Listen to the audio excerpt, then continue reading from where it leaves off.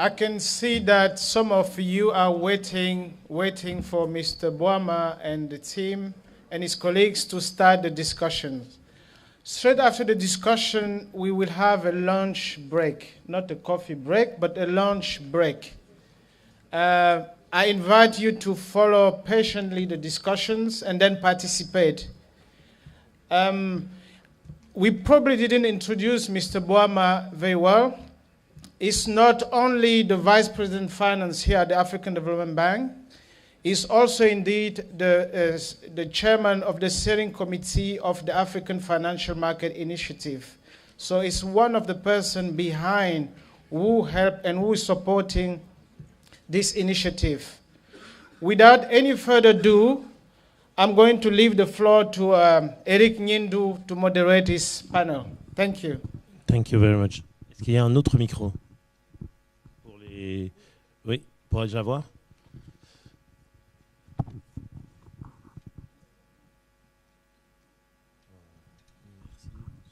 Celui-là, vous pouvez le garder.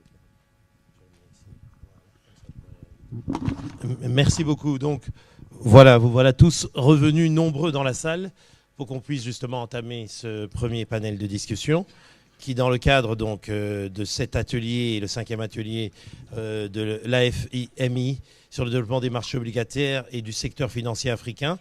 Donc moi, j'ai eu l'honneur, bien sûr, d'être proposé donc, par le comité d'organisation pour modérer ce panel dont le thème de nos sessions, c'est l'importance du développement des marchés obligataires libellés en monnaie locale. L'ambition de notre table ronde est donc d'expliquer comment le fonds obligataire ADBF, ou FODA en français, pourrait influer sur le développement des marchés obligataires en Afrique. Ainsi, donc, chers panélistes, chers speakers, vous serez amenés à proposer, à débattre de vos idées sur l'efficacité du ADBF pour atteindre cet objectif opérationnel permettant de financer l'investissement massif dont l'Afrique a besoin pour s'industrialiser et transformer son économie, mais aussi d'éclairer les participants à partir de votre domaine d'activité particulier, votre position spécifique dans l'écosystème financier panafricain pour faire des remarques, suggestions ou recommandations sur la nature du FODA. Alors, au niveau du format, comme nous avons 3 orateurs, il était prévu 4 au départ, mais il y en a un qui a été excusé, donc ça veut dire que vous gagnez un peu de temps. Tant mieux pour vous pourrez être plus précis. Et ensuite, on laissera bien sûr beaucoup plus de temps pour l'échange, le Q&A, donc questions-réponses, avec l'auditoire, qui j'espère justement va pouvoir cette fois-ci poser des questions dans tous les détails, parce que vous avez là 3 acteurs importants du marché financier africain et 3 personnes qui sont vraiment impliquées dans justement cette structuration particulière du marché africain que représentent les DBF. Donc, alors, je vais commencer d'abord par un premier tour de table où chacun de vous aura maximum 6 minutes. Donc, essayons de rester dans ce temps-là pour pouvoir répondre et donner son point de vue dans une question d'entrée qui sera un petit peu globale et de mise en forme, si vous voulez, du débat. Ensuite, on fera, je vous relancerai sur certains aspects de votre première intervention pour aller sans doute plus en profondeur, préciser et compléter ce que vous avez dit. Et vous pourrez aussi réagir à ce que diront les autres speakers. Et enfin, on ouvrira la parole au public pour un échange pour les 25 dernières minutes. Donc, on va commencer tout de suite avec vous, bien sûr, Monsieur Charles Boama, je le rappelle, donc vice-président du complexe finance de la Banque africaine de développement. Et aussi, comme on l'a dit, vous êtes aussi une des chevilles ouvrières, des parrains justement de AFMI et de ADBF. Alors, la question, c'est quelle est selon vous l'importance du développement des marchés obligataires en monnaie locale pour les marchés financiers africains? Et aussi, comment la BAD envisage-t-elle d'inclure un plus grand nombre de pays dans cet indice qui en compte actuellement uniquement 6? D'accord. Merci Eric, and good morning, ladies and gentlemen. Apologies for joining a bit late. And I'll speak in English, although of course I could try in French, but you may not understand everything I say in French, just because it's not as good as the English. But very quickly, yes, I'm the current chair of the AFMI steering committee, but I think we have to give credit also to those that preceded me that actually really kicked off this initiative. What is the importance of two parts to the question? First, the importance to the continent and the continent's development aspirations. And then the second part, which hopefully we'll have time to go into some more detail later, is how the bank is supporting this development through our interventions. On the first part, clearly if we are all here, it's because the point that it is critically important to the development of the continent is not in question. In fact, I'd say it is a prerequisite to be able to achieve our development aspirations. And I think one just needs to take just a quick step back at the numbers, excuse me, and the orders of magnitude we're talking about. I mean, if you're talking about whether it's in the domain of energy or in the domain of industrialization, and I'm talking about some of the priority areas that the bank has identified. As many of you know, we've identified 5 priority areas that we refer to as the high 5. For every single one of those, you are talking about financing needs that are many, many, many multiples of what the so-called traditional sources of financing can provide. So development institutions from the governments themselves. And the whole conversation about moving from billions to trillions really focuses on how do you get the private sector to come in a more significant way. And you cannot talk about getting the private sector in a much more significant way without a very smooth functioning capital market system. And so it is at the center of our development aspirations. I think so that, and I'm sure it is a point that we all agree on. Of course, in the course of a conversation, we'll get a chance to also dig into some more of the details in terms of what it exactly means, what it means for monetary policy, what it means, of course, for the whole private sector development dimension. In the interest of time, very quickly touch on how we see our role as the African Development Bank in this exercise. Yes, the bond fund is just one aspect of it, but I'm sure, I think probably earlier this morning you talked about some of the work that has been done in terms of trying to provide data on the capital markets, on the basically financial systems in Africa, and the absence of data clearly puts a premium in the eyes of investors and potential investors with regard to how they see the continent. So some of the work we do in the data area is, of course, critically important in providing more transparency, providing more knowledge, removing some of the misperceptions of risk that we see with regard to the continent. Very importantly, though, is all the work that we are doing that also, shall we say, the ecosystem for this. So whether it's in the area of some of the technical assistance work, the work we do in the area of helping to build institutions that will essentially, even you cannot talk about smooth functioning capital markets without a level of confidence about the quality of the financial reporting, etc., in the different countries. So all the work that is being done and all the support that we provide in all these areas obviously are geared towards ensuring that the pillars of a strong capital markets are firmly in place. And again, I will just pause here, Mr. Moderator, just simply because I know I will have the opportunity to come back on many of these points. So let me just pause here for now. Thank you. Yeah. Merci beaucoup, M. Boama, donc, pour cette première prise de parole qui a été claire parce que vous avez remis tout ça dans un contexte plus général. Et comme vous l'avez dit, c'est donc d'ailleurs le rôle de l'AFMI, on nous a très bien expliqué ça tout à l'heure, l'importance d'avoir des données fiables pour avoir justement cette transparence du marché qui va renforcer sa crédibilité parce que, en fait, en économie comme en finance, la confiance est quelque chose d'important. Et pour avoir confiance, il faut avoir des données fiables. Je vais passer la parole à M. Antoine Traoré, qui est le directeur des activités bancaires et du financement des économies de la BCEAO, donc la Banque centrale des États de l'Afrique de l'Ouest. Alors vous, la question aussi d'entrée de jeu, pour essayer peut-être de remettre ça dans le contexte, je veux savoir en quoi, vous, à la BCAO, qu'est-ce que vous attendez justement de la mise en place du FODA, donc ce fonds obligataire domestique africain. Et dites-nous aussi qui, selon vous, pourraient être justement les investisseurs potentiels intéressés par ce nouvel outil, ce nouveau véhicule. Merci. Je voudrais, avant tout propos, dire quel est le plaisir pour nous d'être à ce panel pour partager d'une part notre expérience, mais également notre point de vue sur le développement de cette initiative importante pour l'Afrique.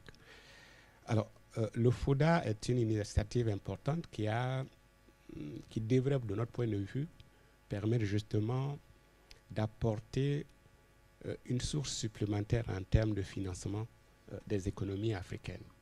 Le vice-président l'a dit tantôt, les besoins sont immenses. Il y a eu un rapport qui a été fait il y a quelques années par la Banque mondiale qui chiffre les besoins en termes d'investissement dans les pays africains autour de 90 milliards de dollars par an. Et pour financer cela, les États ont nécessairement besoin d'élever ces ressources, soit sur les marchés internationaux ou au niveau des marchés locaux. Or, quand on regarde l'évolution de l'environnement international, on se rend compte que l'accès de plus en plus à ces marchés internationaux devient très très difficile pour les États. D'une part à cause d'un certain nombre de risques. Il y a des risques de change que les investisseurs perçoivent. Il y a également les taux qui commencent à un moment donné à être contraignants pour les États. Et deuxièmement, il y a le fait que pour pouvoir développer, les États doivent accompagner l'épargne, le développement de l'épargne nationale. Et à travers cette initiative, pour promouvoir justement ces marchés des capitaux domestiques, je crois que la Banque africaine de développement permettra d'une part d'accompagner la mobilisation de l'épargne locale. Ça, c'est un élément à ne pas négliger, parce que l'épargne nationale ou domestique est un élément important pour le développement d'un pays. Et la banque va également amener des investisseurs internationaux à venir investir justement à travers ce fonds dans les titres qui pourraient être émis par les États. On reviendra un peu sur l'importance justement à développer ces marchés. Clairement, il y a plusieurs avantages. C'est vrai, ça multiplie les sources de financement, mais ça permet d'atténuer la vulnérabilité des États par rapport à la fuite des capitaux, etc. Ça permet de réduire les contraintes que les États ont par rapport au financement extérieur. Ça, c'est un élément important. Et il y a d'autres avantages pour nous, banquiers centraux, en termes de gestion macroéconomique. Il y a des avantages sur lesquels je vais revenir en termes de pilotage de la politique monétaire, mais également en termes d'efficacité de la politique fiscale. Lorsque un État n'a pas un marché des capitaux développé pour gérer sa trésorerie, à un moment donné, on a des besoins de trésorerie de court terme. Lorsqu'il faut aller les mobiliser sur les marchés internationaux, c'est très complexe. Alors que lorsque le marché local est développé, ça permet rapidement d'émettre ces titres pour pouvoir gérer cette liquidité, ces besoins de liquidité. Quels sont les investisseurs qui peuvent investir dans ce fonds? Je crois clairement que ce sont, dans un premier temps, des investisseurs institutionnels, à la fois africains, il ne faut pas l'oublier. Je crois qu'il faut d'abord compter sur soi-même, les investisseurs africains, institutionnels africains, les fonds de pension, les caisses de retraite, les compagnies d'assurance et même les grandes banques africaines peuvent investir dans ce fonds. Ça, c'est un élément important. Ensuite, il faudra regarder les investisseurs institutionnels au niveau international qui peuvent venir justement investir dans ce fonds. Mais ça nécessitera pour le fonds à mettre en place un certain nombre de politiques pour attirer ces investisseurs internationaux afin d'investir. Voilà un peu rapidement notre position sur la question. Merci beaucoup, M. Traoré. Merci donc pour cette première prise de parole. Vous avez justement expliqué que c'est important de mobiliser cette épargne et qu'il y a aussi une visée, un facteur stratégique justement à mettre en place pour les économies africaines, à mettre en place des obligations domestiques donc libellées en monnaie locale, parce que vous allez aller justement plus en détail tout à l'heure. Vous dites qu'il y a beaucoup d'avantages au niveau de la stabilité de la politique monétaire et même au niveau macroéconomique. Donc merci vous avez posé le décor. On va poursuivre justement cette conversation maintenant avec Monsieur Beni Madou, qui est le CEO of the Mauritius Stock Exchange. So I will ask you the question in English. What outcome do you expect from the launch of the ADBF? And from your point of view, what are the advantages of the list the ADBF at the Mauritius Stock Exchange? Thank you, Chair. So good morning, everybody. And first of all, I wanted to thank the African Development Bank for inviting me to participate in this workshop. I think first outcome I would expect is I look at this, the creation of this fund, and I would like to congratulate you, Charles, and your team who's worked on this as a sort of groundbreaking initiative. Why? Because it's one of those initiatives that will come a long way in terms of creating the appropriate ecosystem to develop capital markets in Africa. You've rightly pointed out that when you look at the funding requirements of Africa today, on an annual basis, there are hundreds of billions of dollars that are needed to fund infrastructure. There are billions of dollars that are needed to fund SMEs in Africa and large corporations. So it's very clear that this funding can only come if we set the tone for the development of vibrant capital markets, be it on the bond side, be it on the equity side, and eventually on the derivative side, and so on. So it's very clear that this is an excellent initiative, and it's the starting point of what I call a fundamental reform of capital markets in Africa. So that's the first outcome that I expect. It sets the tone.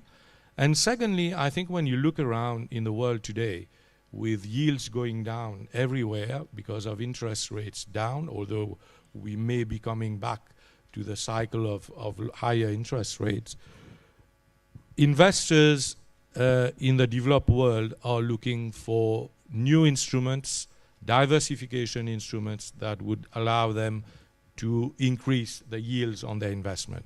And when I was looking at some of the figures shown by Cedric in his presentation before, we see that many of those government sovereign instruments that would be invested through this fund have very attractive yields at the current situation, that current environment. So it's very clear that this instrument would potentially be attractive to the foreign investors looking for higher yields. Of course, we all know that there are currency risks that would be taken, but I think if you backtrack and look at the average rate of depreciation of these 5 or 6 countries that would be there, somebody was mentioning about 3 to 4, 5%. So of course the past doesn't mean the future will be like that. But even if you take into consideration a replication of this depreciation rate, I think the type of yield that are currently being offered would compensate for that. So I think it's going to be very interesting for the fund manager, Mauritius Commercial Bank, to build the case for attracting international investors. But I'm very confident that you will find interest. Why? Because it's the way this instrument is structured makes it very cost effective and very attractive from an investor's standpoint. I will explain myself. If today somebody wants to get an access to the 6 countries' government bonds, they would need to convert their currency into the local currency and then go after each and every country to get that bond. And there's a process, it's time consuming, and it can be very costly.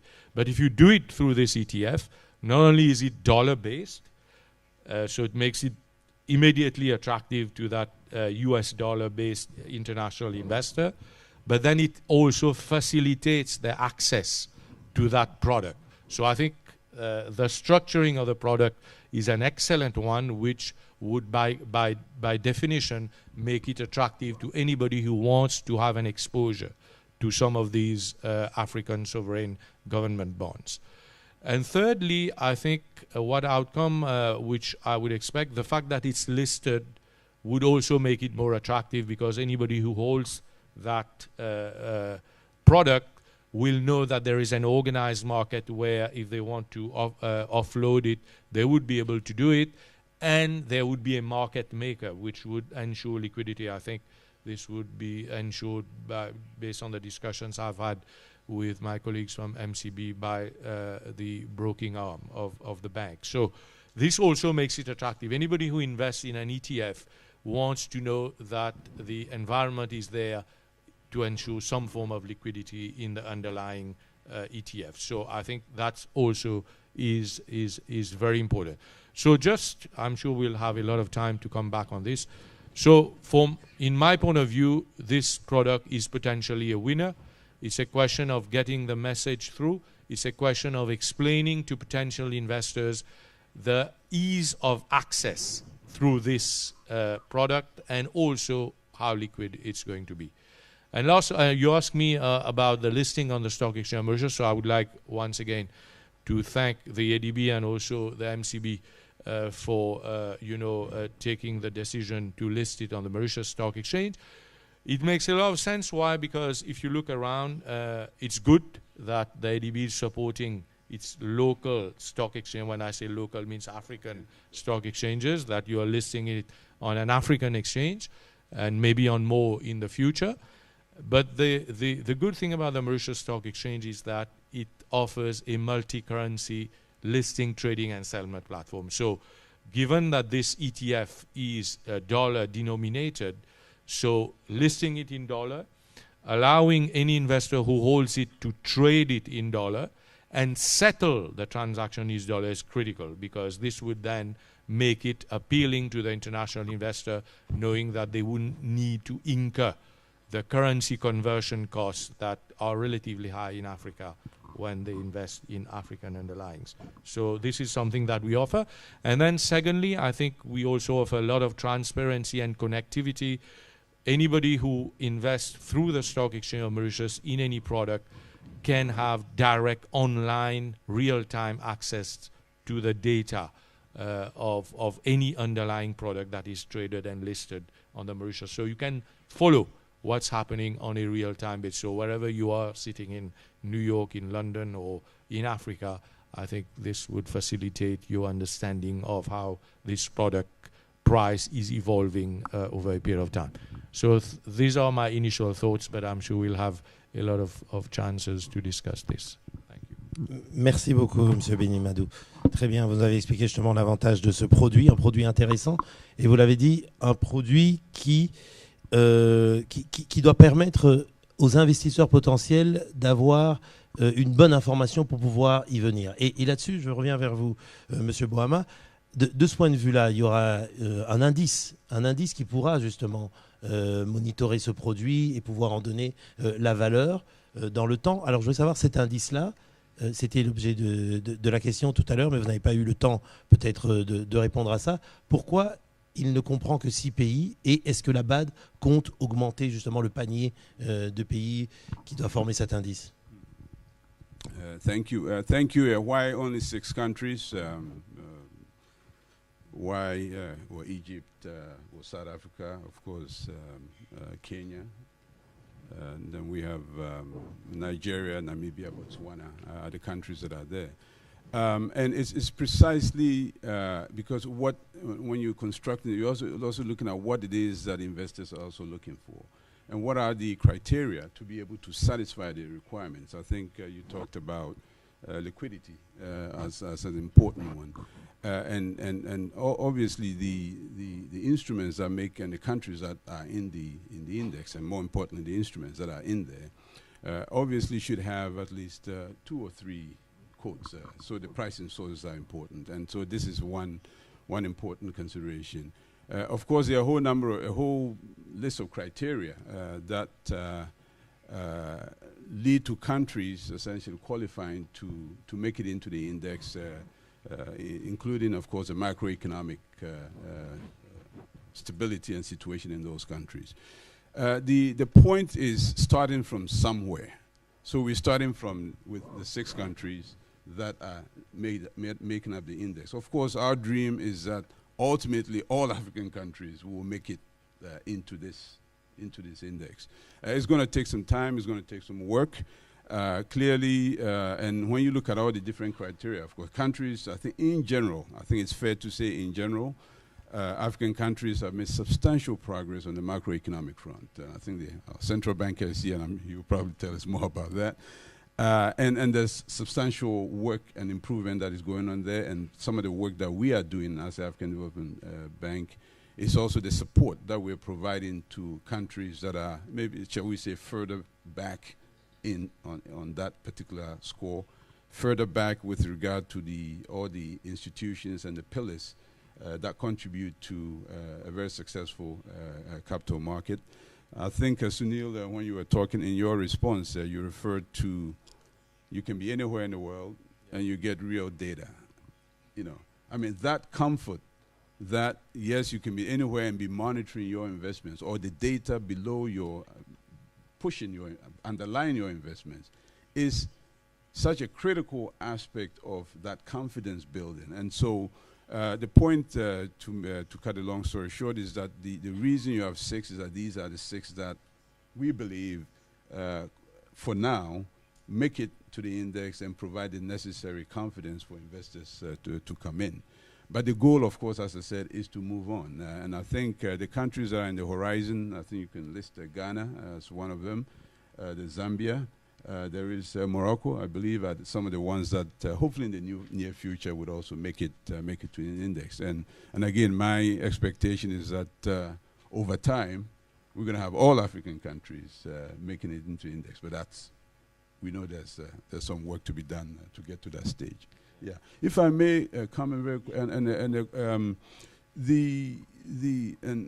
Sunil, the point you made about just trying to get certain investors that otherwise would not be looking to invest on the continent. Some of the conversations that are taking place in the development community today is about the sort of that mismatch between where the savings are and where the investments are needed. Of course, here in Africa, we know our huge investment needs.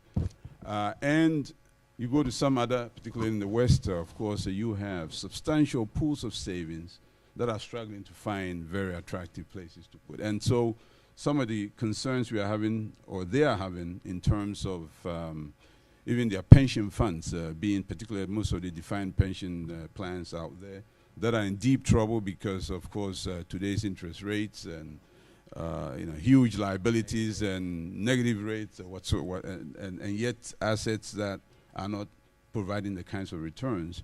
They have an interest, and I can tell you in the conversation, whether it's the G20 conversation, and so there is a keen interest to try to see how you match these two, the sources of savings and where the investments are. And I think this initiative and many other initiatives that are taking place are part of the solution to this problem. And so I just kind of wanted to rebound on your point. It's so critically important. It's going to be occupying the attention of many policymakers, development thinkers over the next weeks and months and years. Thank you. Yeah. Merci beaucoup, M. Boama. Et vous l'avez dit, l'idée, c'est justement rapprocher, c'est de faire cette adéquation entre les besoins justement d'investissement des pays, des entreprises et les disponibilités de liquidités qui sont un peu partout. Et comme on dit, l'argent ne va que là où ça va lui rapporter. Et l'Afrique est justement de plus en plus cette opportunité. Voilà donc un instrument supplémentaire.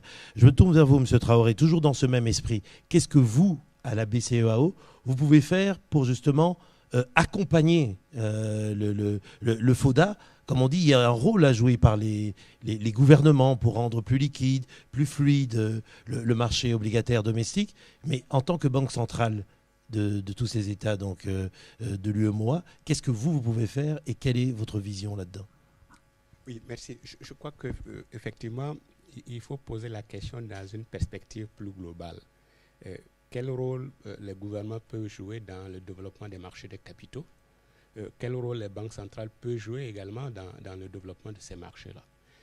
Pour ce qui concerne le gouvernement, le vice-président l'a dit tantôt, il y a eu des progrès importants qui ont été faits en termes de gestion macroéconomique. Ça, c'est un élément important parce que la qualité du cadre macroéconomique est un aspect crucial pour le développement des marchés des capitaux. Il a dit tantôt, les États ont fait des efforts importants.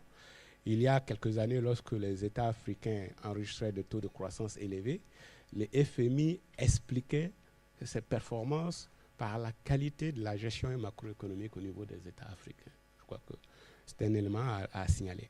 Cependant, je crois que des efforts doivent également être faits avec le retournement des coûts des matières premières. On commence à voir que dans certains pays, il y a quelques déficits et donc les États doivent mettre l'accent justement sur ces équilibres macroéconomiques pour pouvoir faire attirer davantage d'investisseurs sur les marchés des capitaux.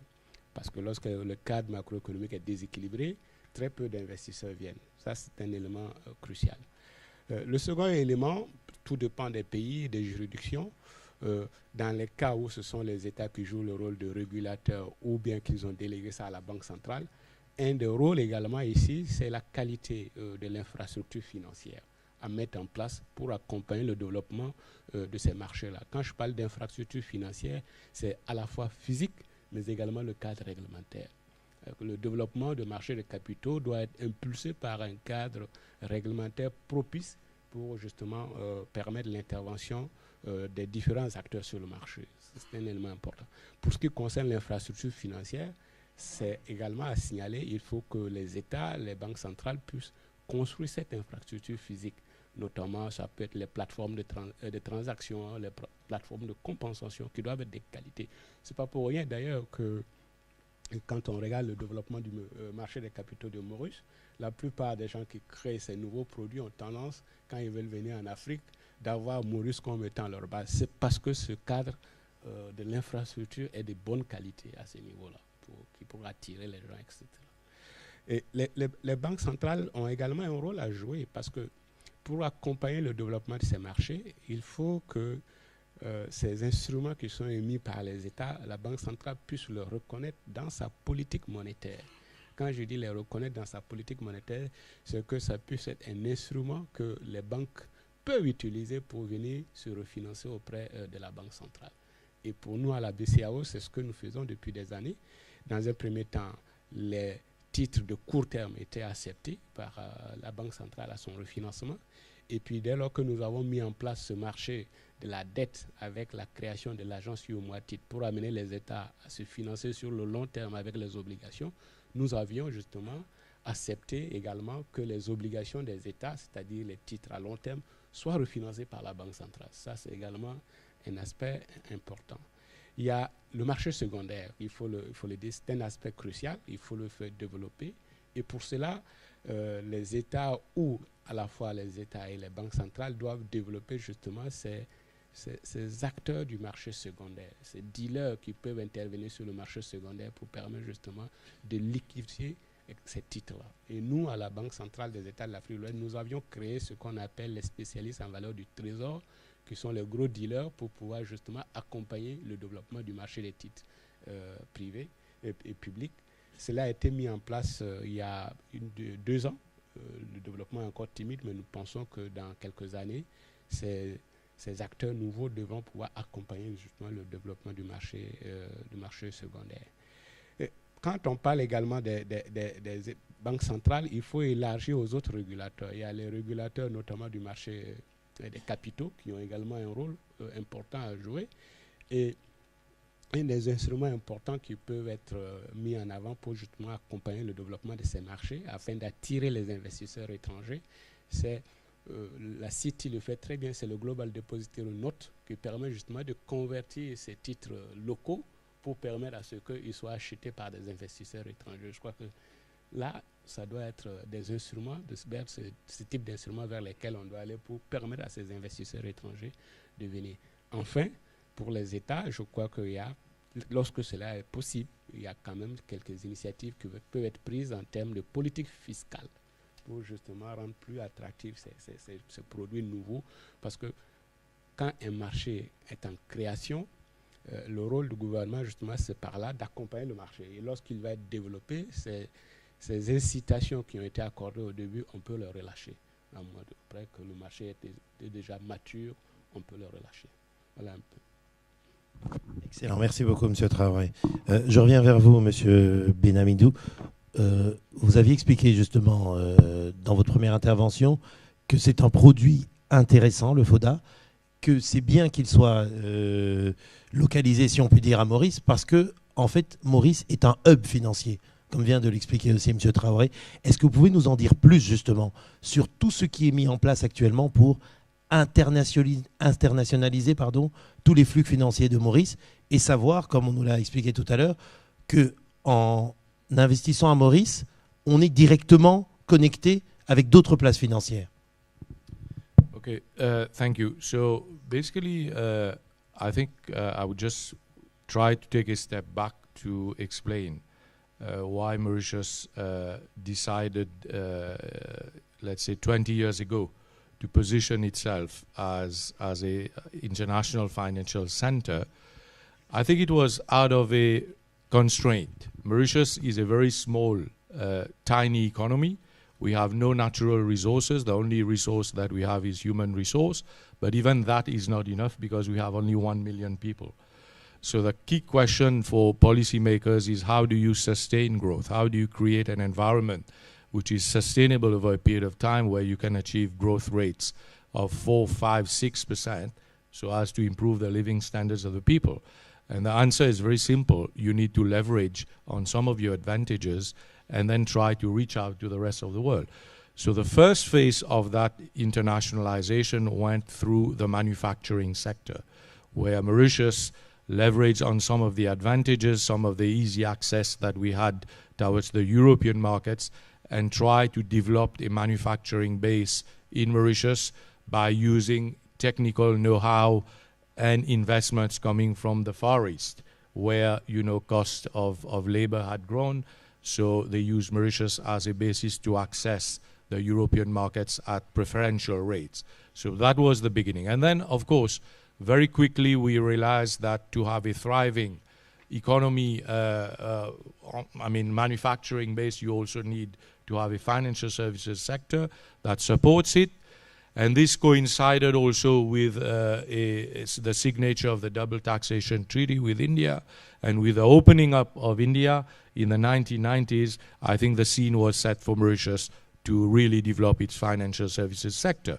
So that's how, we started attracting international players to our market for structuring their investment vehicles from Mauritius to invest into India. Then we realized that we could also try to leverage on the growth potential of Africa and position Mauritius as a service hub for Africa in the international financial arena. So we created the regulatory framework. We signed a number of double taxation treaties with many African countries, but more importantly, we signed IPPAs, investment promotion and protection agreements, with a number of African countries on a bilateral basis. So all this created a conducive environment for Mauritius to emerge slowly but surely as the financial hub for structuring investments and for investing either FDI or through portfolio flows into different parts of Africa. That's why today we are, and I think the ADB also is very supportive of that. You've been pushing for the private equity funds in which you invest as limited partners to structure their investments from Mauritius. So that has been the case. As far as we're concerned, at the level of the Stock Exchange of Mauritius, we also realize that we operate within a very constrained environment, because the number of companies that we have from Mauritius is by definition limited. If we want to grow the exchange, we need to think innovatively. We need to leverage on some of the advantages on the global business sector and grow our market. So since 2009, we've embarked on a fundamental strategic reorientation of the exchange business model to move away from what historically had been an equity-centric domestic exchange to a multi-asset class internationalized exchange. And to achieve that, we had to bring in a number of operational and regulatory changes.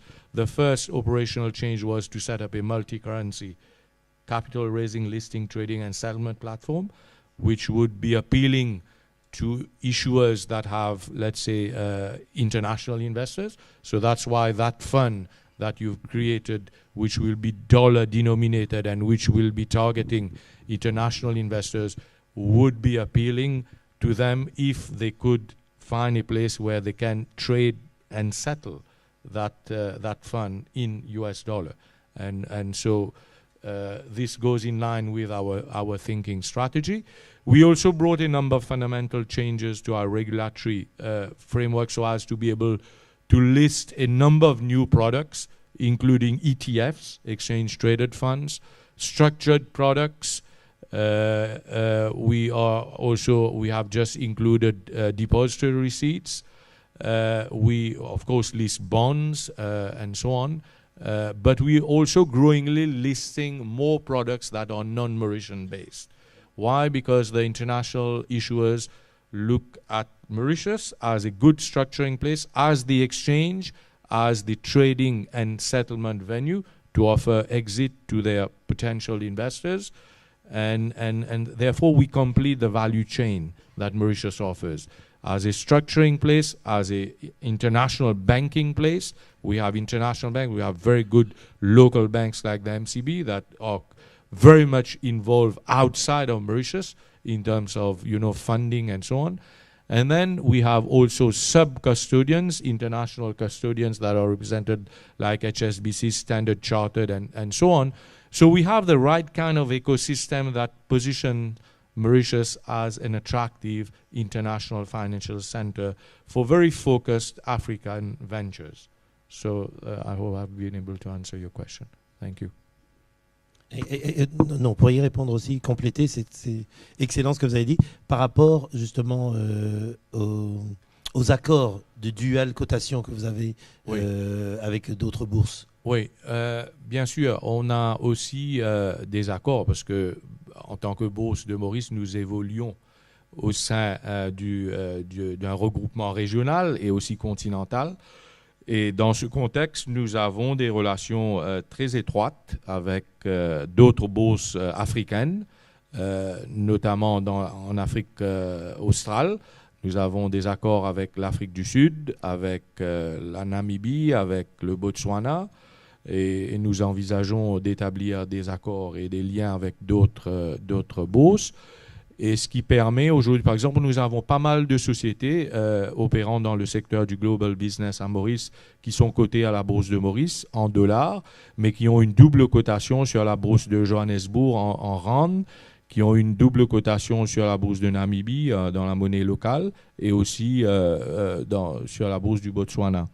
Donc, et puis nous travaillons en étroite collaboration avec l'équipe de Stella et de la BAD pour essayer de voir comment on peut utiliser la technologie pour créer des liens entre les bourses pour que les investisseurs se retrouvant à Maurice puissent, à travers ce regroupement technologique, on appelle ça un cross-linking of markets, peuvent investir sur le Botswana ou sur les titres cotés en Namibie, etc. Donc ça, c'est un travail que nous poursuivons étroitement avec la Banque africaine de développement et le département de Stella pour essayer de mettre en place une meilleure intégration des bourses africaines pour qu'on puisse, comme l'a si bien dit Charles, puisse jouer le rôle de moteur de croissance. Parce que sans le marché des capitaux, il est clair que développé, il est clair qu'il n'y aurait pas assez de funding, de financement pour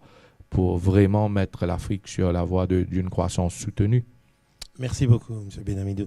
Je reviens vers vous, M. Traoré, pour juste une question de précision. On l'a dit que c'était le FODA, c'est un ETF, c'est-à-dire un fonds indiciel multijuridictionnel.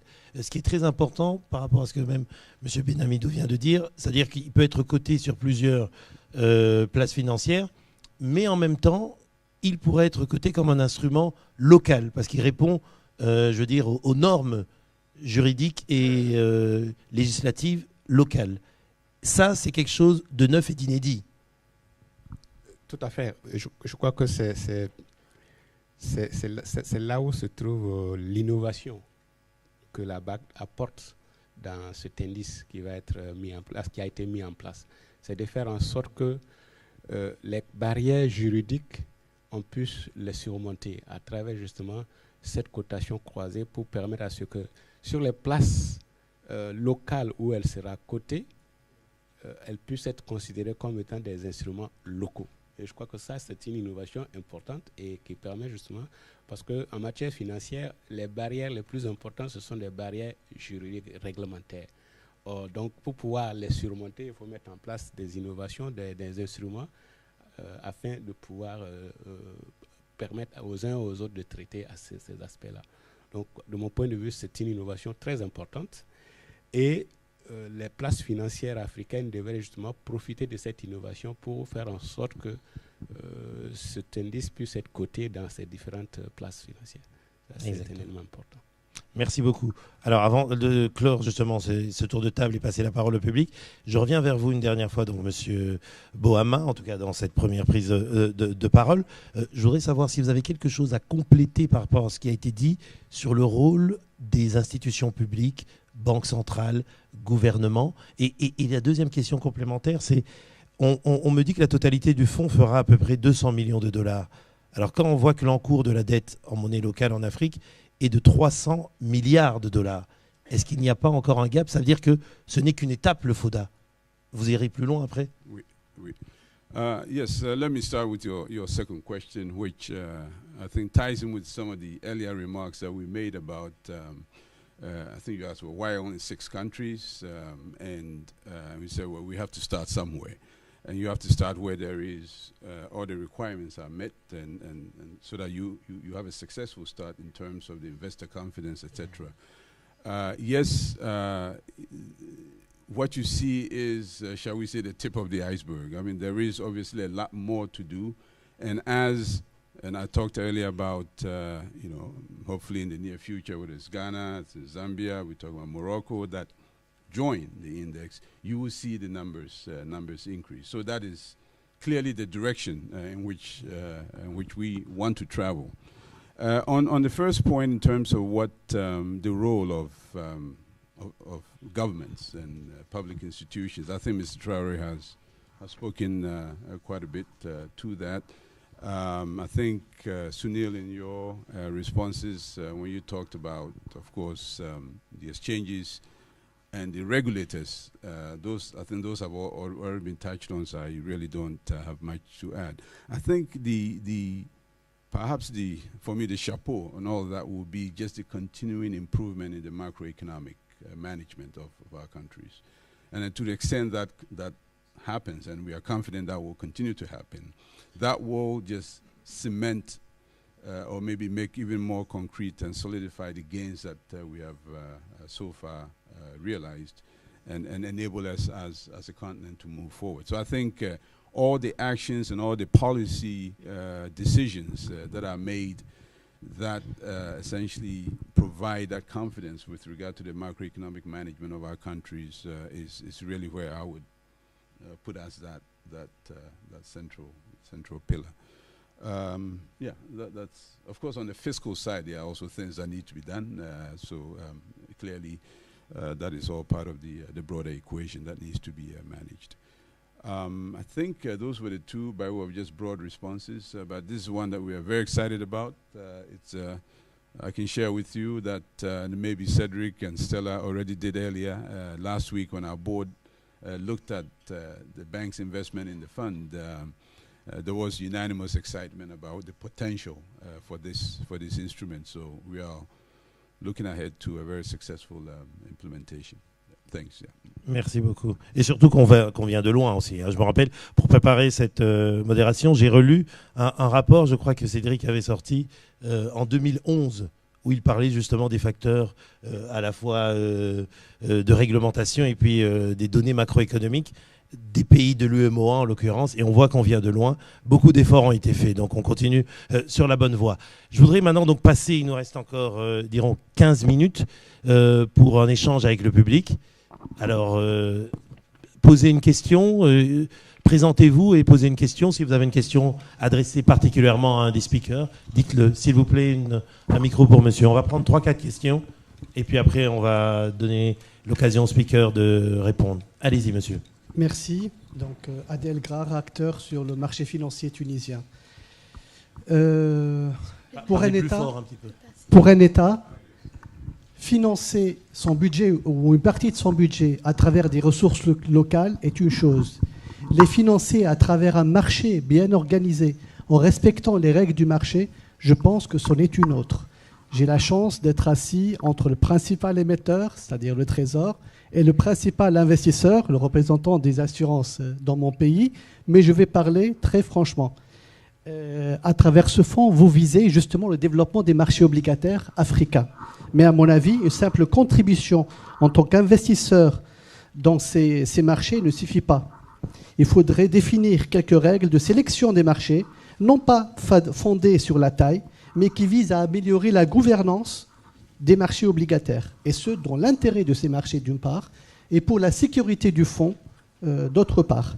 Alors, comment s'assurer de la formation de structures par terme des taux d'intérêt et la fixation de prix du loyer de l'argent pour chaque maturité est un point assez important, d'autant plus que j'ai constaté que 86% des bons de trésor sont à court terme.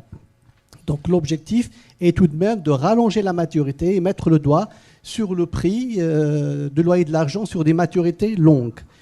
Comment garantir la régularité des émissions de trésor et le recours unique au marché pour se financer et que le Trésor ne cherche pas d'autres sources de financement hors marché qui fausseraient le prix des obligations. Comment garantir également que les opérateurs de marché, les primary dealers, qui sont souvent des banques, jouent bien leur rôle et en tant que faiseurs de marché, aussi bien sur le marché primaire que sur le marché secondaire et même sur le marché de la pension. Donc on sait très bien que la microstructure d'un marché financier et obligataire en particulier a un impact très important sur les prix. Donc autant de questions qui menacent le bon fonctionnement d'un bon marché obligataire. Et je pense que la BAD, à travers son fonds, peut avoir l'ambition de résoudre ces problèmes ou du moins les atténuer en définissant des critères de convergence pour les marchés sur lesquels elle peut intervenir. Merci. Merci beaucoup, monsieur. Madame, qui a le micro, s'il vous plaît. Voilà, merci. La répétition est pédagogique. Je me représente, je suis Madame Diaw, chef d'entreprise, je suis la présidente de l'Organisation des femmes d'affaires africaines. Monsieur Traoré, parmi les investisseurs, qui peuvent mobiliser des ressources domestiques, vous avez cité les fonds de pension et les assurances. Je pense que les caisses de dépôt et cautionnement peuvent être également prises en compte parmi ces investisseurs. Je pense également aux dépôts à long terme au niveau des banques, parce que nos banques sont surliquides et ne nous prêtent pas. Et cet argent-là qui dort au niveau des banques, cet argent aussi peut servir au niveau de ces capitaux domestiques. Monsieur le représentant de l'île Maurice, Monsieur Lucin, vous avez dit que vous voulez assurer l'intégration, votre pays veut assurer l'intégration des bourses africaines. Et je pense que votre pays est penché plutôt vers les pays anglophones, parce que vous n'avez pas cité de pays francophones parmi les pays avec qui vous travaillez. Je vous remercie. Ok. Monsieur ici. Mais faites circuler 2 micros, s'il vous plaît, pour aller plus vite. Voilà, monsieur, vous qui avez le micro, s'il vous plaît, avec des lunettes. Oui, bonjour, je suis monsieur Ondel, je suis régulateur du marché financier d'Afrique centrale. Alors donc, j'avais deux types de questions. D'abord, je soulignerai que c'est une bonne initiative que la BAD ait prise pour essayer de développer les marchés de titres. Par contre, ma première réflexion est la suivante, c'est que depuis qu'on en parle, j'ai pas entendu la réflexion en termes de viabilité de la dette des États. Parce que en réalité, on est en train d'aller vers des systèmes où nous sommes en train d'encourager, nous les premiers, à le faire, d'emmener les États à s'endetter via le marché, avec tous les attributs que tout le monde a signés ici. Mais en même temps, aujourd'hui, quand on regarde surtout les États africains, surtout les États pétroliers, quand on voit la vitesse d'endettement de ces États, ça craint. Et sérieusement, il faudra qu'on ait aussi une réflexion en termes de savoir quelle viabilité de la dette pour ces pays. Parce que le risque pour le marché, c'est et que les pays arrivent comme dans les années 80, qui ne peuvent plus rembourser la dette. Encore qu'avec la dette bilatérale ou la dette multilatérale des années 80, on arrive toujours à des solutions de rééchelonnement, on arrive toujours à des solutions pour alléger ces dettes-là. Alors que sur le marché, quand le marché, bien entendu, boude l'émetteur, et c'est le marché qui est enterré, surtout pour les marchés qui sont des petits marchés, qui sont des petits marchés émergents. Donc je pense aussi qu'il faut qu'on pense à la problématique de la viabilité de la dette de nos États. Ça, c'est c'était ma première réflexion. Ma deuxième question porte aussi sur la constitution des indices. Je pense que l'avoir dit déjà à une des occasions des réunions qui sont organisées par la BAD sur aujourd'hui les 6 pays. La question qui est posée, c'est que est-ce que par rapport à cet indice, aujourd'hui, il n'y a que ces 6 pays, bien entendu, qui profiteraient un peu du mécanisme qui est mis en place par la BAD, ou est-ce que le mécanisme est fait de telle manière que même des petits pays qui ne sont pas encore listés, les marchés de la dette d'autres pays qui ne sont pas encore listés dans cet indice peuvent bénéficier du mécanisme qui est mis en place par la BAD. Alors, voilà, donc il y a aussi une autre réflexion qu'on doit aussi mener, c'est que en dehors du fait de penser que ces marchés ouverts qui va être ouvert aux investisseurs internationaux, l'essentiel aussi du marché des dettes que nous créons dans nos pays, c'est d'essayer de voir comment est-ce qu'on peut capter l'épargne nationale dans nos pays. Pour cela, je pense que si on veut une viabilité du marché de la dette dans nos pays, il faut bien que nous ayons des mécanismes qui nous permettent de consolider tous les investisseurs institutionnels qu'on peut avoir dans nos pays. Je citerai les caisses de retraite. Je crois que madame a fait allusion à cela. Je citerai les compagnies d'assurance parce que ce que nous avons remarqué, c'est que dans notre zone, on se rend compte que certaines de ces structures ont des réglementations qui leur empêchent de venir capter les opportunités qu'offre le marché financier. Donc je crois qu'il y a aussi une réflexion qu'on doit mener dans ce sens. Merci. Merci, monsieur. Alors, monsieur qui a le micro, allez-y. Dernière question pour ce premier tour de salle. Merci. Non, excusez-moi, monsieur, c'est l'autre. C'est lui, ok. Oui. Merci, monsieur Eric Nyandou. Je suis monsieur Sidjo Kwasi Samuel. Je fais le même master 2 en régulation économique et gestion des projets, des infrastructures. Et je suis le président de la 14e promotion. Je suis avec mes collègues ici. Voilà, donc tout ce qui est rapport avec l'économie nous intéresse. Ma question s'adresse à M. Boama. Concernant les indicateurs pour faire partie de l'index, voilà, je voudrais savoir quels sont ces indicateurs-là, ces indicateurs macroéconomiques. Voilà, et quelle est la position actuelle de la Côte d'Ivoire? Merci. Merci, question claire. Alors, on va y aller. Voilà. Alors, on va commencer par la question de M. Adel, qui était aussi une question très pointue, mais très pertinente, sur savoir quels sont justement les critères pour justement constituer cet indice et les règles qui ont permis de mettre en œuvre le FODA. Qui veut y répondre? Monsieur Traoré, Monsieur Boama? Les deux sont liés. Allez-y, Monsieur Boama, lancez-vous. Let me start, and I will. And I'm sorry I didn't catch your name, gentleman from Tunisia, I think. Yes. And perhaps the last question on the criteria. Yes. I think they're obviously linked. I think we touched. We spoke quite at length in our earlier remarks on the macroeconomic stability factors, which obviously critically important. But again, you look at, and I'll try to link that also to a question on the debt sustainability from Central Africa. Yes. The gentleman from the regulator from Central Africa. And the point I'm making here is that, again, when you look at the development of bond markets, typically you have, it starts with a lot of government bonds, and then moves on to having more corporate bonds coming up. So that is the typical progression. So if you see this index essentially having largely government bonds, it is a reflection of the state of development of the bond markets largely on the continent, where you have largely government bonds, and we are not quite there yet in terms of the development of corporate bonds.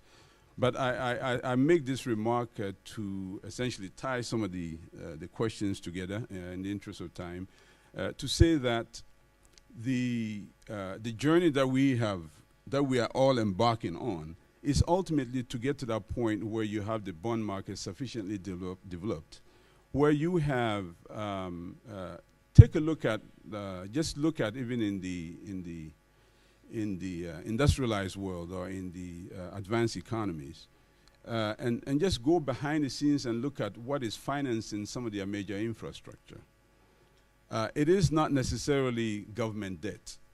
What is financing the infrastructure may very well be, in fact, typically it is let's say, revenue bonds of some sort that are supporting the particular infrastructure that is being financed. And it doesn't go into essentially the debt of the state or the debt of the so the investor is taking that risk. Now, why is that possible? That is possible, again, because of the confidence in the management of, for example, if it's an airport or a toll bridge or whatever it is, the management of that particular infrastructure, and the confidence, of course, that the resources that come, the cash flows that come from that particular infrastructure will be directed towards the repayment of the bonds that were raised to finance that particular asset. So at least for me, the long-term view is to be able to get to that state, where you have very important pieces of infrastructure being financed, where the underlying financing is coming from private sources and not necessarily from the state. And I think that ties in again with the question that about the debt sustainability. Yes. That point is not lost on us. We look at the debt sustainability issues very closely. But again, if you have government bonds, it's just, of course, a reflection of the state of development of our bond markets currently. I think the gentleman from Cote d'Ivoire, in terms of the indicators, you put me on the spot. There's a whole bunch after we talked about that. We talked about even the quality of the financial reporting systems. You talk about the regulatory framework that exists. They are also included in there the judicial systems. They are all rankings relating to that. And just broad indices that relate to, of course, socioeconomic stability of the continent. Now, the last study I think we did was in 2011, the report. There was a big report which we are happy to share with you that has all the detail in it. The latest ranking, I think Cote d'Ivoire, I don't have the answer to that, but I'm sure Cedric over here will be able to tell us where Cote d'Ivoire sits. But from what we see, there's a steady progression of the countries in terms of making it into the index. So that much I can tell you, that there is significant improvement as year by year, and the expectation is that we will be able to get more of the countries included. I think the critères de convergence, I think the gentleman from Tunisia had asked, I'll link that back to, again, some of the same criteria, the indicators that we've talked about. And again, I keep harping on the macro stability factors. Obviously, that is the central pillar. We must have certain criteria relating to that. The nature of again, the regulatory environment, the judicial systems are also unifying factors to be able to ensure that you have a certain commonality to be able to eventually converge and to have these cross listings. Exactly. That I think Sunil talked about, that the African Development Bank is also assisted in certain projects in that regard. And there are the hard infrastructure aspects also that are critically important. Again, you talk about the payment systems, and being able to link the payment systems clearly facilitate. I'm not saying it's a criteria for convergence, but certainly it facilitates any form of integration of markets that you wish to accomplish. I've just touched on a few. I know I've left out some of the questions, but in the interest of time, let me pause here. Yes. And maybe give the mic to my colleagues to. Exact. Yes. Who wants to go? Monsieur Benhamidou, vous voulez réagir? Vous avez été interpellé, mais vous pouvez réagir aux autres questions aussi, mais par Madame justement des femmes africaines chefs d'entreprise qui disaient que vous avez une sorte de comment on appelle ça, de tropisme vers les pays anglo-saxons, et elle voulait, je veux dire, questionner votre caractère authentiquement africain. Non, pour répondre à Madame, je pense que Maurice, on est totalement bilingue. Hein. On a des affinités très très profondes avec les pays africains anglophones aussi bien que les pays africains francophones. Et pour la preuve, j'ai un ami de la BAVM, Birahim, qui est là, et il sait très bien qu'on a travaillé en étroite collaboration. La bourse de Maurice et la bourse régionale d'Abidjan, enfin la bourse régionale des valeurs mobilières de l'Afrique de l'Ouest, sur plusieurs choses.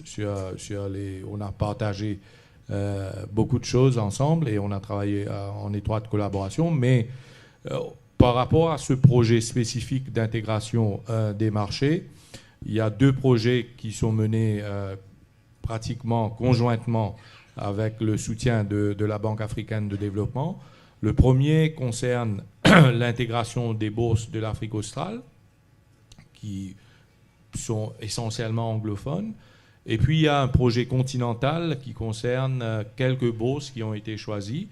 Il y a l'Égypte, il y a le Nigeria, il y a le Maroc, et il y a le BRVM, la bourse régionale des valeurs mobilières. Il y a le Kenya, et l'Afrique du Sud et l'île Maurice. Donc, juste pour vous dire qu'on est très, très impliqué dans le développement des marchés des capitaux. Et c'est très simple, c'est parce qu'on réalise que pour que la bourse de Maurice puisse grandir, comme je l'ai dit, il faut qu'on s'ouvre, il faut qu'on s'internationalise, il faut qu'on essaye de s'appuyer sur certains avantages que Maurice a et qu'on essaye d'intégrer ça au potentiel de croissance que l'Afrique représente aujourd'hui. Et toute la stratégie à l'échelle du gouvernement mauricien est axée sur le potentiel que l'Afrique représente. Donc on ne fait pas de distinction entre l'Afrique anglophone ou francophone, on va pour l'Afrique et on fait partie de l'Afrique. On est africain à part entière à l'île Maurice. Donc ça, c'est la première chose.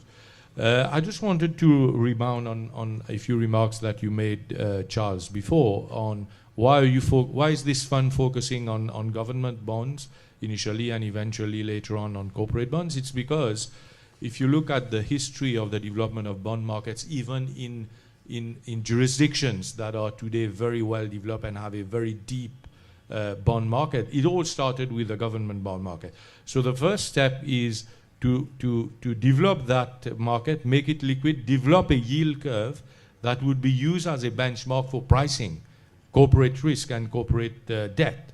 And I think that if you look at Africa, if we manage to create that liquid bond market, it will be extremely useful and very useful for funding of corporate debt, because today the lending and deposit rate, the spread between the lending and deposit rate by banks is very wide. So there is a gap there where corporate debt, if there was a proper pricing of government debt, could fit in and really bring down the costs of funding for corporates in Africa. So I'm very bullish about this initiative because it's a starting point, as Charles has said. Of course, it's not going to find all answers to all the problems and all the funding issues in Africa, but it's a very important starting point which sets the pace for development of more active government bonds. And if that happens, I think it will create the enabling space for more corporate debt and more cost-effective funding across the continent. That's my view. Thank you. Merci beaucoup, M. Benhamidou. Monsieur Traoré, prenez le micro. Beaucoup de questions s'adressent à vous, mais comme certaines ont déjà été en partie répondues par vos co-speakers, vous allez compléter. La question de M. Adel, bien sûr, sur les critères de convergence, très important, savoir qu'est-ce qu'il faut mettre en place pour sélectionner justement, par exemple, les marchés sur lesquels on peut lancer ce fonds-là. parce que on revient encore à la question de la confiance. Hein. C'est un peu la question qu'il pose. On vous a aussi posé la question par Madame Billot de savoir qu'est-ce qu'on fait des dépôts à long terme qui dorment dans les banques. Est-ce qu'on peut les rendre un peu moins paresseux et plus utiles à l'économie? Et enfin, la question de la viabilité des dettes. C'est important parce que j'ai d'ailleurs vu récemment que, je crois que c'est cette semaine, la BCAO a fait un warning sur l'endettement des pays de l'UEMOA, en disant surtout que cet endettement se fait pour des dépenses, de compenser les dépenses budgétaires. Donc c'est du court terme. Je veux dire, il y a vraiment à terme un risque d'une bulle en Afrique aussi sur l'endettement. Merci beaucoup. Je crois qu'il y a effectivement beaucoup de questions. Juste pour... mais votre performance, c'est de le faire en résumé. Merci. Je serais de faire court, mais comme le dit Napoléon, pour faire court, il faut du temps. Je vais faire court. Alors, pour appuyer ce que les uns et les autres ont dit sur l'importance de commencer en créant le marché par les titres émis par les États. Je crois qu'il y a un certain nombre de marchés dans l'économie. Pour le promouvoir, il faut que les actions des initiatives soient prises par les États. Et c'est le cas des marchés de capitaux. Pour les développer, notamment les marchés de la dette, il faut déjà que ces initiatives soient prises par les États. Ça, c'est un élément important. Par exemple, dans l'histoire du marché automobile au Japon, à un moment donné, lorsque l'Empire a voulu promouvoir le marché automobile, il y a eu des débats qui ont été faits par l'administration nippone pour voir qu'est-ce qu'on fait.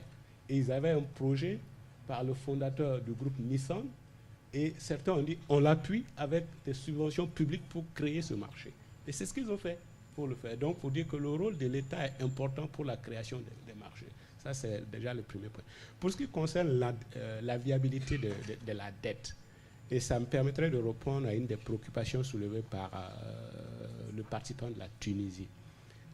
C'est là également un des rôles de l'initiative de la BAD.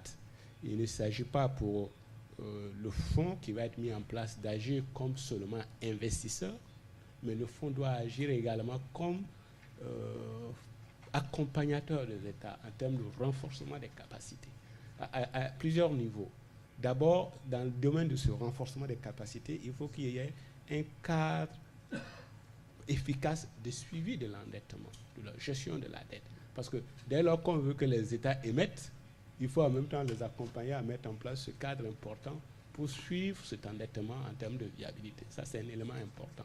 Le deuxième élément, pour répondre toujours à une des préoccupations soulevées par l'intervenant de la Tunisie, c'est la régularité des émissions par les États. Et également, je crois que cet accompagnement qui doit être mis en place, c'est amener les États à avoir une présence régulière sur le marché par des émissions. Il ne s'agit pas de venir une fois émettre et puis disparaître. Donc ça, c'est un élément également important. Et nous, dans la zone UEMOA, nous sommes arrivés à le faire avec l'agence UEMOA-TIT. L'agence UEMOA-TIT a amené les États, en début d'année, à publier leur calendrier d'intervention sur le marché et à ce qu'ils interviennent régulièrement sur le marché. Et ce calendrier est mis à jour trimestriellement et publié. Donc c'est un élément très, très important.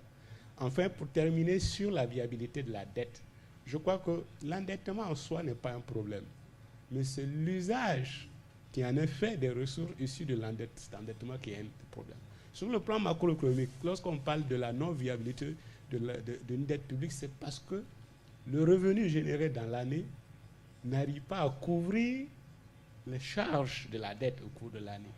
Donc, d'une manière plus simple, c'est que le taux de croissance est inférieur au taux d'intérêt.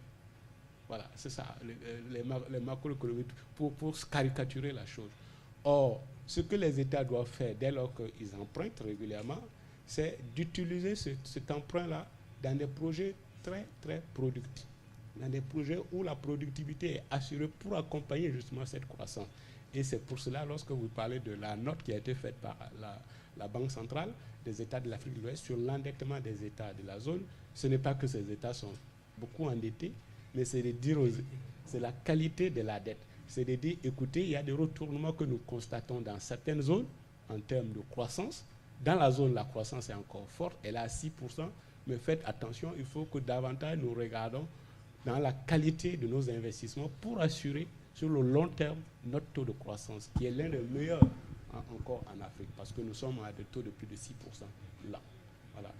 Et pour répondre à une des préoccupations soulevées par Mme Diao, oui, je suis d'accord avec vous, les caisses de dépôt et consignation sont des investisseurs. Même si le rôle des caisses de dépôt et consignation, selon la philosophie francophone, ce n'est pas de collecter l'épargne pour les investir dans les titres, mais c'est de les collecter l'épargne et de les diriger vers les secteurs très peu financés pour que les banques puissent les utiliser. C'est par exemple le cas des PME. Les PME sont très peu financées, les caisses de dépôt et consignation collectent l'épargne et disent aux banques, je vous mets ces ressources à votre disposition pour que vous financez l'habitat, pour que vous financez l'épargne, les petites et moyennes entreprises. Mais pour autant, effectivement, ces caisses peuvent être des investisseurs dans les titres publics, dans le fonds qui est mis en place par la BAD. Les dépôts dans les banques, il faut relativiser. Pour nous qui suivons ces données au niveau macro, la mesure que nous avions de la liquidité n'est pas la même chose que les consommateurs, les usagers ont, n'est pas la même chose. Et en réalité, nos banques, leur liquidité n'est pas autant que vous le pensez. C'est parce que la Banque centrale, à travers cette politique d'intervention, injecte beaucoup de la liquidité dès lors que le niveau d'inflation ne constitue pas un risque, que vous avez l'impression que les banques sont liquides. Mais si il y a un retournement de la conjoncture macroéconomique et que la banque commence à avoir une politique monétaire restrictive, vous allez vous rendre compte que la liquidité n'est pas aussi importante que vous le croyez. Donc, il faut relativiser un peu cette question. Enfin, il y a une question qui a été posée sur comment mobiliser l'épargne intérieure pour intervenir. Je crois que c'est fondamental et ça, c'est un rôle qui incombe à la fois aux États, mais également aux régulateurs des marchés des capitaux. Pour mobiliser l'épargne intérieure, notamment dans les pays de l'Afrique subsaharienne, où le taux d'épargne est très très faible comparé à ce qui se fait en Asie, il y a des produits qu'on peut mettre en place. C'est les organismes, les OPCVM. Ça, ce sont des éléments importants pour mobiliser l'épargne des agents économiques, des salariés, etc. Et ce sont ces OPCVM, justement, à travers la réglementation qui va être édictée, pourront justement intervenir sur ces genres de titres de la dette.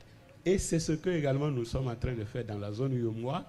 Le Conseil des ministres de l'UEMOA a adopté en mars dernier le rapport pour la réforme du marché financier, le marché des capitaux de l'Union, qui est une réforme d'envergure pour le mettre au niveau des standards internationaux, pour pouvoir développer ces genres de produits. Enfin, les critères de convergence. Je crois que on peut les définir, ces critères de convergence, mais une des façons les plus simples, c'est de s'aligner sur les normes internationales. Et là, l'appui de la BAD à travers ce fonds, justement, c'est amener les États, dans le développement de leur marché des capitaux, à adopter les normes internationales. Et donc, ça facilitera ce qu'il y ait une certaine standardisation de ces normes. Et là, on va vers cette convergence pour permettre aux uns aux autres de pouvoir rapidement être inclus dans cet indice, dans ce programme qui est mis en place. Rapidement un peu. Voilà. Merci beaucoup. Merci beaucoup. Alors, on a dépassé déjà le temps, mais je pense que cet échange étant très intéressant, on va pouvoir, avec l'accord du comité d'organisation, prendre encore quelques minutes. Et je vais aussi demander l'accord des speakers pour compléter tout ce qui a été dit et donner la parole à Cédric Ben, qui est le coordinateur de AFMI, pour qu'il donne peut-être un peu plus d'explications sur la question qui a été posée, notamment sur les critères de convergence. Vous pouvez prendre la parole. Ok, merci. En ligne avec ce qui a été dit par les panélistes, je vais venir sur la question posée par l'intervenant de Tunisie. Le point de la question sur la courbe des taux. Peut-être levez-vous, comme ça on vous voit. Excusez-moi. Sur la courbe des taux, la construction de la courbe des taux, nous travaillons dans le cadre de la Tunisie avec le gouvernement. Nous avons mis en place un cahier de charges pour accompagner les SVT dans l'accompagnement du développement du marché.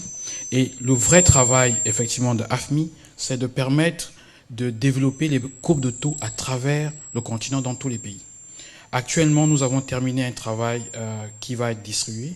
C'est l'état des courbes de taux à travers l'Afrique. Ce guidebook est déjà fait. Vous le trouvez en ligne. Et là, on va le distribuer d'ici ce soir. Nous accompagnons effectivement les investisseurs, les emprunteurs et les différents intervenants pour arriver à construire une courbe de taux liquide et qui a du sens. Sur la question de la dette, effectivement, nous regardons ces questions d'endettement et particulièrement le profil de la dette. Il y a la question de la vulnérabilité externe. la dette intérieure comparée à la dette extérieure. Dans la plupart des pays, nous voyons qu'on emprunte davantage à l'extérieur et on aimerait que les pays recourent davantage à la dette intérieure. Si vous regardez le Japon, le niveau de dette, c'est 200% du PIB par rapport à 200% de dette par rapport au PIB. Beaucoup de pays, c'est bien moins que ça, mais qui détient vos dettes? C'est ça qui est important. Au Japon, 90% de cette dette est détenue par les locaux. Donc, en termes de vulnérabilité externe, ils sont moins exposés qu'un pays qui aura 70% de dette sur PIB, mais dont 90% de la dette serait détenue par l'extérieur. Donc, ce sont des indicateurs qu'on regarde et les ratings que donnent les agences de notation contribuent aussi à donner des alertes parce qu'on voit les pays qui ont une vulnérabilité externe assez élevée, l'impact se fait automatiquement aussi sur l'attribution des ratings.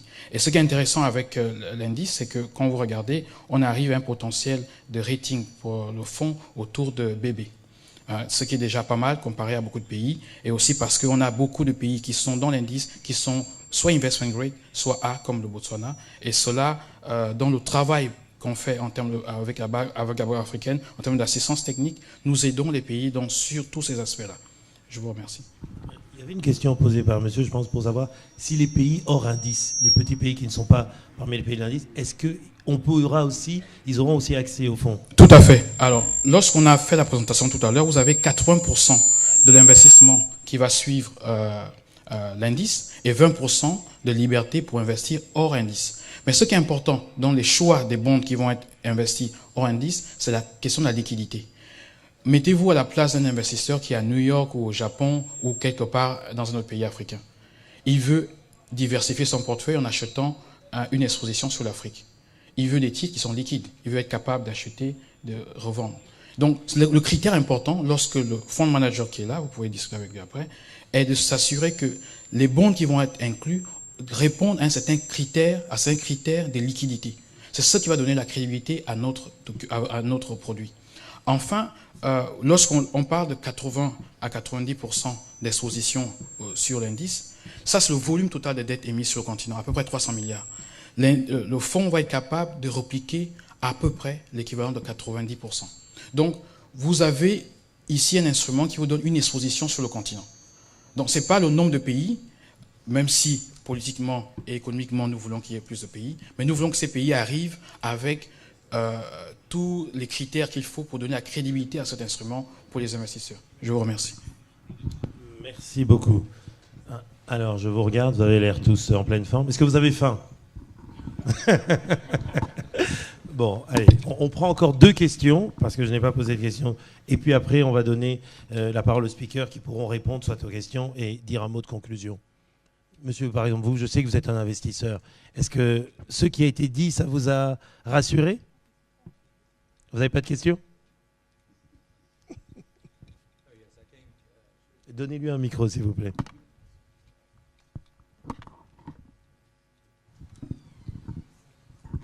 Thank you. I think if I summarize it, we have to start somewhere, and I think you mentioned very succinctly is that you have to create a bond for the government before the corporate comes in, like many other countries. The only thing that I would say that in Africa there are a lot of companies which is probably more developed in the way they deal things than the government. So investor, if you look at the global investors, there are more, if you take an African company, they can actually have more confidence in the companies than a government. So that's the only thing that I would say. But you have to create a framework, so I understand that. So while you are doing it, my only comment would be let's just scale up as fast as possible and let's not forget the corporate side of it. Because very many companies are very hungry to get into for the corporate one. So that's my only comments. Thank you, and it's a job well done. Merci beaucoup. Attends, est-ce qu'il y a une autre question? On en prend une dernière. Oui, monsieur, sorry, je vais prendre celle-là.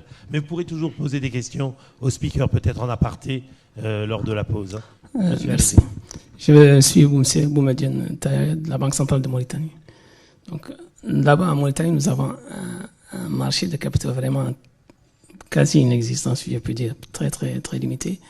Mais une chose à laquelle je pense, c'est que les banques centrales qui ont des réserves en devises assez importantes et qui les déposent ou qui les placent à l'étranger avec des rendements actuellement extrêmement faibles, c'est notre cas par exemple,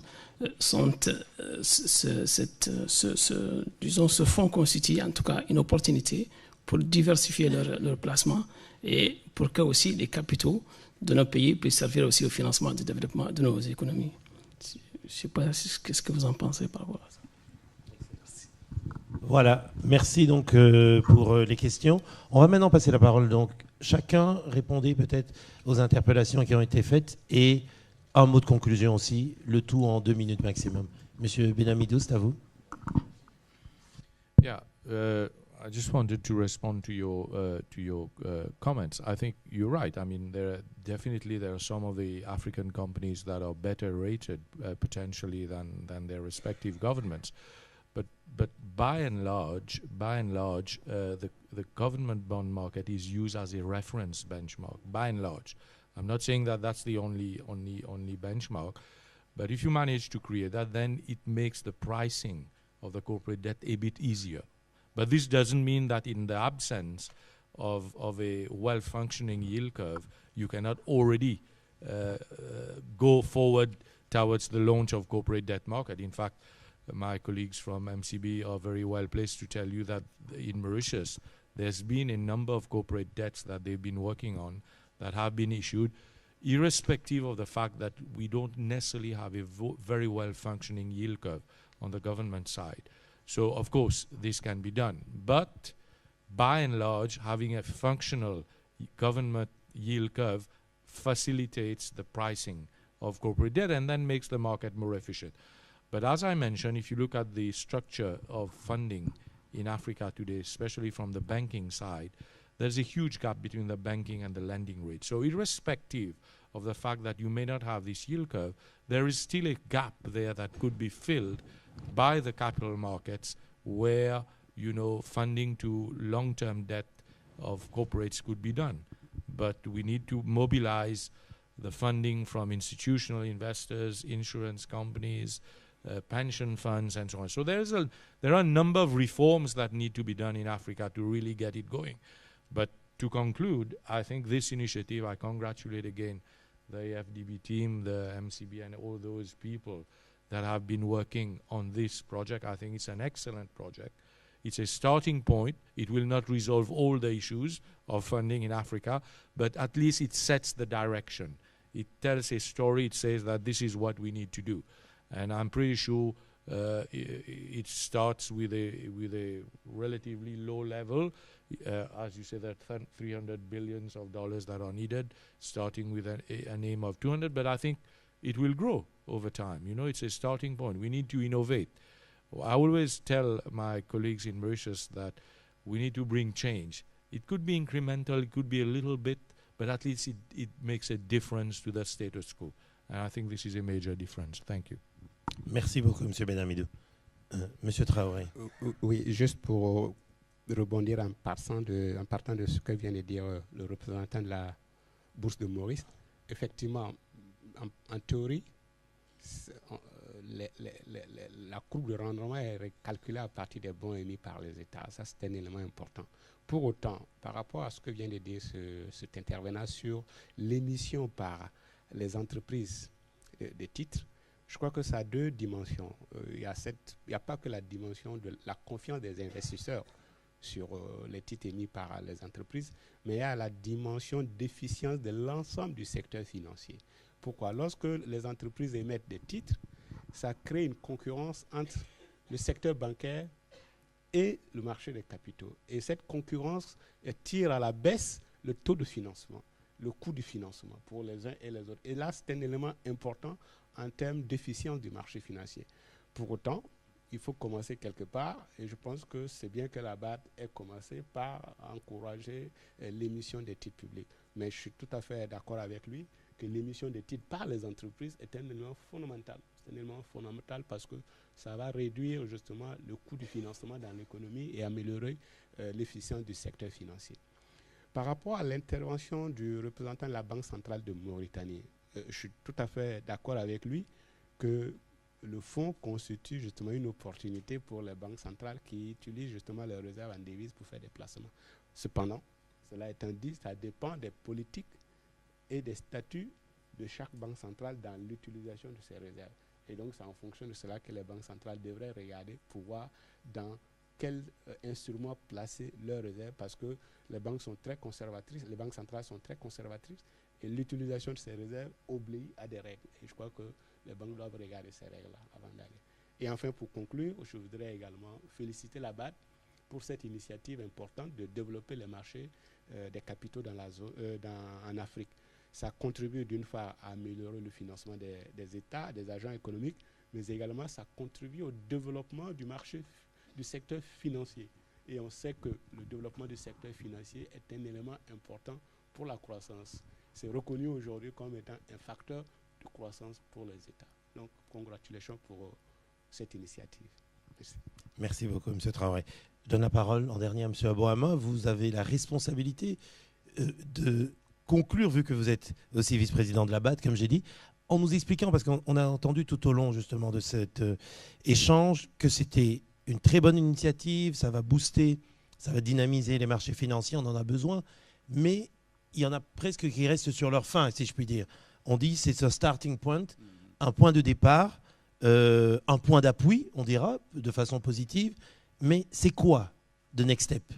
Donnez-nous de l'envie, envie de penser, envie de rêver, en se disant on commence par le FODA, et après c'est quoi la prochaine étape? Thank you very much. Before that, very quickly, to rebound on Mr. Traore's response to the gentleman from Mauritania, Central Bank of Mauritania. Actually, I'll be remiss if I didn't take the opportunity to say that in terms of, well, you talked about requirements, strict requirements, obviously, but there's always been this other avenue where you're able to invest some of your reserves and contribute to Africa's development, which is buying ADB bonds. And our treasurer is here, and we thank, and I think you have already. So that is one avenue, and we'll continue to do that. And it's an appeal that I don't miss the opportunity to make the appeal to central bankers anytime we meet them. And it meets all the requirements, of course, and so you have nothing to worry about. And that links me to, again, I think the gentleman in front here from the investor, from the private sector, about the corporate bonds. I agree completely. I'll only just point to even some of the experience that we at the African Development have had in terms of when we issue bonds in local currency, and even the pricing of these bonds, and some of the very difficult conversations in convincing people that we should be priced below the government curve because we're a AAA rated institution, et cetera, and we've been successful, but it's not an easy conversation. So you can imagine, even for a AAA rated entity, and the pricing below the government curve is not an easy conversation. You can imagine what it is for corporates in that regard. So yes, we want to get there, but obviously there are steps to be taken. Very quickly, to just a quick word to conclude my part at least, is the what is next? I think we've all agreed this is the beginning, and we hope the beginning of a big thing. And the big thing being, as we look at what lies ahead, the huge development financing needs of the continent. For us, that's the ultimate goal, that we will, through very robust capital markets, be able to start to finance many of our development projects that way. And clearly, in fact, just last week, I think, or 2 weeks ago, yes, we just concluded the replenishment of the 14th replenishment of the African Development Fund. And IDA today, just today, concluded the replenishment of the IDA 18. And the message clearly from both exercises is just a gradual decrease in that source of financing. And clearly, I think the message is very clear. It always has been, but it's clearer now than ever before that we have to very aggressively push on all the other aspects of resource mobilization to finance the continent's development. So it's on that note that I remain very optimistic that this small step that we have taken is going to be a big step many years down the line when you look back. That will be a big step in Africa's development. And for that journey that lies ahead, we are not saying it's going to be an easy journey. There will be bumps along the way. All the all of you in this room, you represent, whether it's government, the investor public, whether you represent civil society, whether you represent regulators. We look forward to working very, very closely with all of you in the coming months to make this a big success. So on that note, thank you very much, and let me pass back to you, Mr. Moderator. Thank you very much. Merci beaucoup, M. Bois. Merci à vous. Merci donc aux trois speakers. M. Charles Bohamin, vice-président en charge de Complexe Finance à la BAD. M. Antoine Traoré, qui est responsable, donc représentant du gouverneur de la BCEAO et directeur de la banque et des finances, la finance de l'économie, donc dans cette Banque centrale des États d'Afrique de l'Ouest. Et enfin, M. Sunil Benimadou, qui est le CEO de Mauritius Stock Exchange. Merci à vous pour votre attention, votre patience. Et puis, n'oubliez pas, la journée continue. Il y a tout à l'heure, après le lunch break, un panel de discussion. On parlera plus du secteur privé et des investisseurs potentiels.